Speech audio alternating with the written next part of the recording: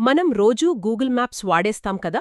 ఒక చోటు నుండి ఇంకో చోటికి వెళ్ళాలంటే ఆ ఫోన్ తీయడం, అడ్రస్ టైప్ చేయడం, దారి చూసుకుంటూ వెళ్ళిపోవడం. చాలా సింపుల్గా అనిపిస్తుంది. అవును. కానీ అసలు ఒక తెల్ల కాగితాన్ని లేదా మన ఫోన్ స్క్రీన్ను అంత ఉపయోగపడే ఒక పటంగా మార్చేదేంటి?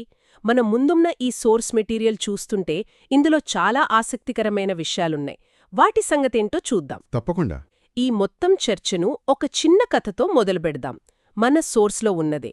మృదుల అనే అమ్మాయి తన స్నేహితురాలు సాత్విక ఇంటికి వెళ్ళాలి. సరే. సాత్విక ఫోన్లో దారి వివరిస్తూ ఒక బొమ్మ గీసి పంపింది. కాని ఆ బొమ్మను చూసి మృదుల దారి కనుక్కోలేకపోయింది. కన్ఫ్యూజ్ అయింది. ఎందుకు? ఇద్దరూ తెలుగులోనే మాట్లాడుకున్నారు. బొమ్మ కూడా స్పష్టంగానే ఉంది. అయినా సమస్య ఎక్కడొచ్చింది? ఆ కథలోనే అసలు విషయం ఉంది. సాత్విక పంపింది పటం, అంటే మ్యాప్ కాదు. అది కేవలం ఒక చిత్తుపటం, ఒక స్కెచ్. స్కెచ్. అవును. రెండింటికీ చాలా చాలా తేడా ఉంది. చిత్తుపటం అనేది మన జ్ఞాపకం ఆధారంగా అంచనాతో గీసేది. కొంచెం ముందుకు వెళ్ళి కుడి తిరుగు, అక్కడొక గుడుంటుంది అన్నట్టు. ఇందులో ఖచ్చితమైన కొలతలు, దిక్కులు ఉండవు. ఏమీ ఉండవు. కాని పటం అలా కాదు. అది ఒక శాస్త్రం. అది భూమిని ఒక కాగితంపైకి తీసుకురావడానికి వాడే ఒక ప్రత్యేకమైన భాష అన్నమాట. ఒక భాష. అవును. ఆ భాషకు కొన్ని నియమాలు, ఒక వ్యాకరణం ఉంటాయి. ఆ వ్యాకరణమే దిక్కులు, స్కేలు, చిహ్నాలు. ఆసక్తికరంగా ఉంది. అంటే మృదులకి ఆ భాష అర్థం కాలేదన్నమాట. ఎందుకంటే సాత్విక ఆ భాషలోనే చెప్పలేదు. సరిగ్గా అదే పాయింట్. సరే, అయితే ఈ పటమనే భాష యొక్క వ్యాకరణాన్ని విడమర్చి చూద్దాం. ఇందులో ముఖ్యమైన అంశాలు ఏంటి? ప్రధానంగా 4. 1 దిక్కులు, అంటే డైరెక్షన్స్. 2 స్కేలు. 3 చిహ్నాలు, సింబల్స్. ఆ తర్వాత 4 రంగులు, కలర్స్. ఓకే. ఇవి తెలిస్తే ఏ పటాన్నైనా మనం చదవగలం. ఉండడు కదా. ఉండడు. మరి అక్కడెలా తెలుస్తుంది? దాదాపు అన్ని ప్రామాణిక పటాలలో కుడివైపు పై మూలన ఎన్ అనే అక్షరంగాని, ఉత్తరం వైపు చూపిస్తున్న బాణం గుర్తుగాని ఉంటుంది. ఏంటంటే నార్త్. అవును. ఉత్తర దిక్కును సూచిస్తోంది. ఒకసారి మనకు ఉత్తరం ఎటుందో తెలిసిపోతే మిగతావి సులభం. దానికి ఎదురుగా దక్షిణం, కుడివైపు తూర్పు, ఎడమవైపు పడమర. అంతే కదా. ఈ 4తో పాటు వాటి మధ్య ఉండే మూలలు ఈశాన్యం, ఆగ్నేయం, నైరుతి, వాయవ్యం కూడా ఉంటాయి. ఇవి మరింత ఖచ్చితమైన సమాచారం ఇస్తాయి. ఓకే, ఇది ప్రాథమిక విషయం. కాని ఇక్కడ నాకో ప్రశ్న. ఎప్పుడూ ఉత్తరాన్నే ఎందుకు ప్రామాణికంగా తీసుకుంటారు? తూర్పునో పడమరనో ఎందుకు తీసుకోరు? మంచి ప్రశ్న. దీనికి కొన్ని చారిత్రక కారణాలున్నాయి. పూర్వం నావికులు దిక్సూచి, అంటే మ్యాగ్నెటిక్ కంపాస్ ఉపయోగించేవారు కదా. అవును. ఆ దిక్సూచి ఎప్పుడూ భూమి యొక్క అయస్కాంత ఉత్తర ధ్రువాన్నే చూపిస్తుంది. అందుకే పటాలు తయారు చేసేటప్పుడు ఆ దిక్సూచికి అనుగుణంగా ఉత్తరాన్ని ప్రామాణికంగా తీసుకోవడం ఒక సంప్రదాయంగా మారింది. ఓ, అలాగా. ఆ సంప్రదాయమే ఇప్పటికీ కొనసాగుతోందన్నమాట. అవును. అర్థమైంది. దిక్కులు మనల్ని సరైన వైపు చూపిస్తాయి, సరే. కాని ఎంత దూరం వెళ్ళాలి? 10 అడుగులా లేక 10 కిలోమీటర్లా? ఈ కన్ఫ్యూజన్ను దూరం చేసేదే స్కేల్ అనుకుంటా. కరెక్ట్. ఇక్కడే అసల్ మాజిక్ ఉంటుంది. ఖచ్చితంగా. స్కేల్ అనేది పటం మీది దూరానికి, భూమి మీది వాస్తవ దూరానికి మధ్య ఉన్న నిష్పత్తి. సింపుల్గా చెప్పాలంటే భూమిని కుదించి కాగితంపై పెట్టే ప్రక్రియ. అంటే ఒక పెద్ద ఫోటోని చిన్నగా కంప్రెస్ చేసినట్టు. దాదాపు అంతే. పటం కింద 1 సెంటీమీటర్ = 1 కిలోమీటర్స్ అనే రాసుంటే దానర్థం పటం మీద మనం స్కేల్తో కొల్చే ప్రతి సెంటీమీటరు నిజ జీవితంలో 1 కిలోమీటర్తో సమానం. ఓ. సాత్విక గీసిన చిత్తుపటంలో ఈ స్కేలు లేదు. అందుకే బహుశా గుడికి ఇంటికి మధ్య దూరం ఎంతుంటుందో మృదులకు అంచనా వేలకపోయింది. స్కేలు అంటే కేవలం దూరాన్ని చెప్పడమేనా, లేక అంతకు మించి ఇంకేమైనా ఉందా? ఎందుకంటే మనం చూసే కొన్ని ప్రపంచ పటాలు చాలా వింతగా అనిపిస్తాయి. మీరు చాలా ముఖ్యమైన పాయింట్ను లేవనెత్తారు. స్కేలు కేవలం దూరాన్ని కొలవడమే కాదు, అది మన ప్రపంచ దృష్టికోణాన్ని కూడా ప్రభావితం చేస్తుంది. ఎలాగా? ఉదాహరణకు, మనం సాధారణంగా పాఠశాలల్లో చూసే ప్రపంచపటం మెర్కేటర్ ప్రొజెక్షన్ అంటారు. అందులో గ్రీన్లాండ్ దాదాపు ఆఫ్రికా అంత పెద్దగా కనిపిస్తుంది. అవును, నిజమే. నేను కూడా గమనించాను. కాని నిజానికి ఆఫ్రికా ఖండం గ్రీన్లాండ్ కంటే 14 రెట్లు పెద్దది. 14 రెట్లా? నమ్మశక్యంగా లేదు. మరి పటంలో ఎందుకలా చూపిస్తారు? ఎందుకంటే గోళాకారంలో ఉన్న భూమిని సమతలంగా ఉన్న కాగితంపై పరిచినప్పుడు కొన్ని వక్రీకరణలు వస్తాయి.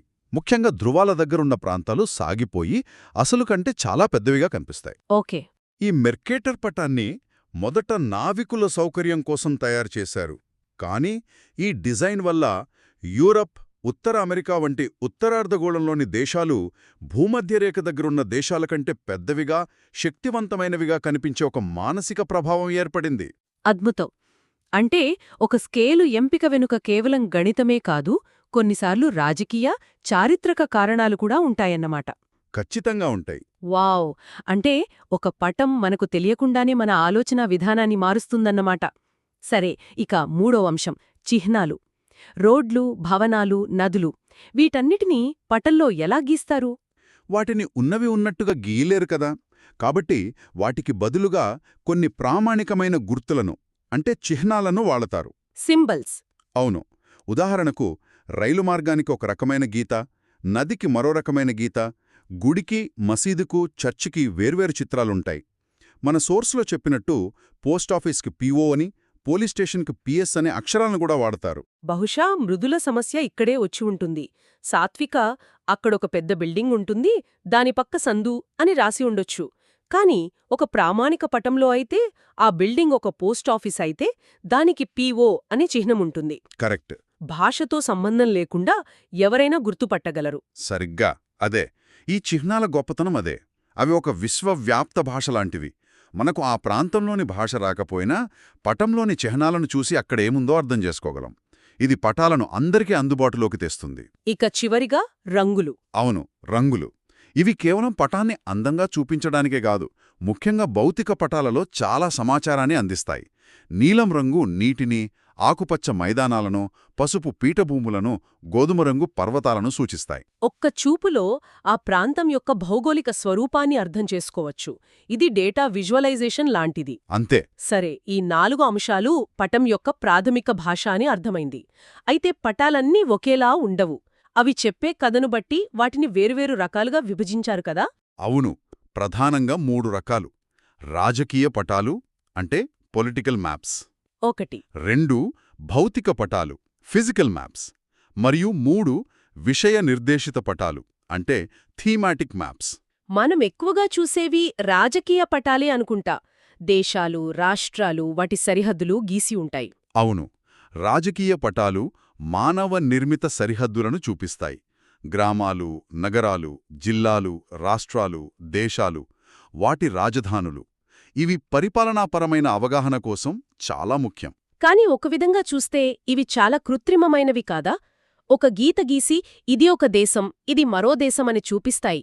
కాని ఆ గీతకు ఇరువైపులా నివసించే ప్రజల సంస్కృతి, భాష, సంబంధాలు ఒకేలా ఉండొచ్చు. నిజమే. ఆ గీత ఆ వాస్తవాన్ని చూపించదు. మీరు చెప్పింది అక్షరాలా నిజం. పటాలు వాస్తవికతను సూచిస్తాయి, కాని అవి వాస్తవికత కాదు. అవి ఒక నిర్దిష్ట దృక్కోణాన్ని మాత్రమే చూపిస్తాయి. ఇక రెండవ రకం భౌతిక పటాలు. ఇవి ప్రకృతి నిర్మించిన స్వరూపాలను చూపిస్తాయి. పర్వతాలు, పీఠభూములు, నదులు, సముద్రాలు వంటివి. ఇందాక మనం మాట్లాడుకున్న రంగుల వాడకం ఇక్కడే ఎక్కువగా కనిపిస్తుంది. ప్రపంచపటంలో 7 ఖండాలు, 5 మహాసముద్రాలను స్పష్టంగా ఇవి చూపిస్తాయి. కరెక్ట్. ఇక మూడవది విషయ నిర్దేశిత పటాలు. పేరులోనే ఉంది, ఇవి ఒక నిర్దిష్ట విషయం, అంటే ఒక థీమ్ గురించి చెబుతాయని. ఇది కొంచెం కొత్తగా ఉంది. అవును. ఇవి చాలా శక్తివంతమైనవి. ఉదాహరణకు ఒక రాజకీయ పటం ఆంధ్రప్రదేశ్ను చూపిస్తుంది, కాని అక్కడ ఏ ఏ ప్రాంతాల్లో ఎంత వర్షపాతం కురుస్తుందో చూపించదు. నిజమే. ఆ సమాచారం కోసం మనం వర్షపాత పటాన్ని చూడాలి. అది ఒక విషయ నిర్దేశిత పటం. అలాగే మన సోర్స్లో భారతదేశంలో ప్రధాన పంటలు పండే ప్రాంతాలను చూపించే పటముంది. అవును. వరి ఎక్కడ పండుతుంది, గోధుమ ఎక్కడ పండుతుంది అని వేరువేరు రంగులతో చూపించారు. అదే. అంటే ఎన్నికల సమయంలో ఏ పార్టీ ఎక్కడ గెలిచిందో చూపించే పటాలు, లేదా ఒక వ్యాధి ఏ ఏ ప్రాంతాల్లో ఎక్కువగా వ్యాపిస్తోందో చూపించే పటాలు, ఇవన్నీ కూడా విషయ నిర్దేశిత పటాల కిందకే వస్తాయన్నమాట. ఖచ్చితంగా. ఒకే ప్రాంతం గురించి వందల రకాల విషయ నిర్దేశిత పటాలుండొచ్చు. అవి మనకు ఒకే ప్రదేశం యొక్క విభిన్న కోణాలను పరిచయం చేస్తాయి. మన సోర్సులో ఇంకో 2 పదాలున్నాయి. పటాల తయారీ శాస్త్రాన్ని కార్టోగ్రఫీ అని, తయారు చేసేవారిని కార్టోగ్రాఫర్లు అని పిలుస్తారు. అవును. ఇక అనేక పటాల సంకలనాన్ని అంటే పుస్తకాన్ని అట్లాస్ అంటారు. Right, atlas. ఇదంతా బాగుంది. ఈ శతాబ్దాల నాటి సూత్రాలు ఇప్పటికీ ఎంతవరకు ఉపయోగపడతాయి? మన రోజూ వాడే స్మార్ట్ఫోన్లలోని మ్యాప్స్ వెనుక కూడా ఇదే శాస్త్రం ఉందా, లేక అది పూర్తిగా వేరే టెక్నాలజీనా? టెక్నాలజీ మారింది, కాని పునాది మాత్రం ఇదే. మన ఫోన్లోని గ్లోబల్ పొజిషనింగ్ సిస్టమ్ అంటే జీపీఎస్ పనిచేసే విధానం ఒక అద్భుతం. అది కేవలం దిక్కులు, స్కేలు మాత్రమే కాదు, అంతరిక్షంలో తిరుగుతున్న కనీసం 4 ఉపగ్రహాల నుండి వచ్చే సిగ్నల్స్ను తీసుకుంటుంది. 4 ఉపగ్రహాలా? అవును. ప్రతి సిగ్నల్ ఎంత సమయంలో మన ఫోన్కు చేరిందో లెక్కిస్తుంది. ఈ సమయ వ్యత్యాసాల ఆధారంగా ట్రైలాటరేషన్ అనే పద్ధతి ద్వారా మనం సెంటీమీటర్ల ఖచ్చితత్వంతో భూమిపై ఎక్కడున్నామో గుర్తిస్తుంది. ఒక్క నిమిషం. అంటే నా ఫోన్ అంతరిక్షంలోని ఉపగ్రహాలతో మాట్లాడుతూ నేను కాఫీ షాట్కు వెళ్లడానికి దారి కనుక్కోవడానికి సహాయం చేస్తుందన్నమాట. అంతేకాదు, ఆ సిగ్నల్స్ టైమింగ్ను ఖచ్చితంగా లెక్కించడానికి ఐన్స్టైన్ సాపేక్ష సిద్ధాంతాన్ని కూడా పరిగణనలోకి తీసుకోవాలి. ఏంటి, ఐన్స్టీన్ సిద్ధాంతమా? అవును. లేకపోతే రోజుకు కొన్ని కిలోమీటర్ల వ్యత్యాసం వస్తుంది. అంటే శతాబ్దాల నాటి కార్టోగ్రఫీకి ఆధునిక భౌతిక శాస్త్రానికి పెళ్లి చేసినట్టు. వావ్! కానీ చివరికి అది మనకు చూపించేదొక పటమే. దానిలో దారిని చూపించడానికొక గీత, రెస్టారెంట్ను చూపించడానికొక చిహ్నం, దూరాన్ని చెప్పడానికి స్కేలు అన్నీ ఉంటాయి. పునాది అదే. అద్భుతం. ఈ చర్చ మొత్తం విన్న తర్వాత ఒకటి స్పష్టమవుతోంది.